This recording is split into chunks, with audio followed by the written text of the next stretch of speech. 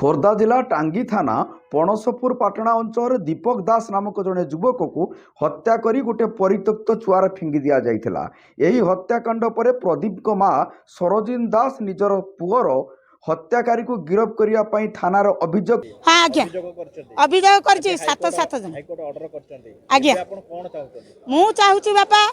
मो दोषी के दंड दिया जाओ, मो पुअर न्याय मिलू, मो पुओ को पाइबेनी, मो पुओ को प्रकृत हत्या करके मुझे जाना चाहूँ। एति मत मु सान हो बड़ हो तुम हाथ गोड़ धरिकी कहूँ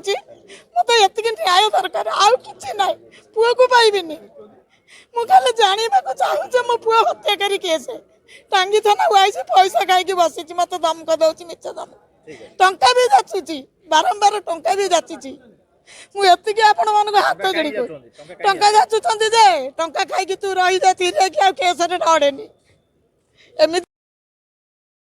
से केवे पानी रे बुड़ी की मरबनी। तो निहाती क्रमे जो पानी रे जड़े लोक बुड़ी तार आम देखिल जो फोटो आम पाखे अच्छी दुईटा हाक पापुली से पापुली रे पंख लगी जोटा कि जड़े हाबुड़े पड़ा जोटा कि इन्वेस्टिगेशन रे जना पड़ो जोटा ठीक कोटा भूल आम तो वकिल हिसाब से कहीपरानी कि पुलिस जो प्रॉपर इन्वेस्टिगेशन करे ताले निहाती आक्यूज मैंने धराई पार अरेस्ट हो ऑर्डर पर आप देखा करेंगे पुलिस निष्कर्षण नहीं क्या देखा करेंगे आम डीजी को देखा करूँ या पर आ सहित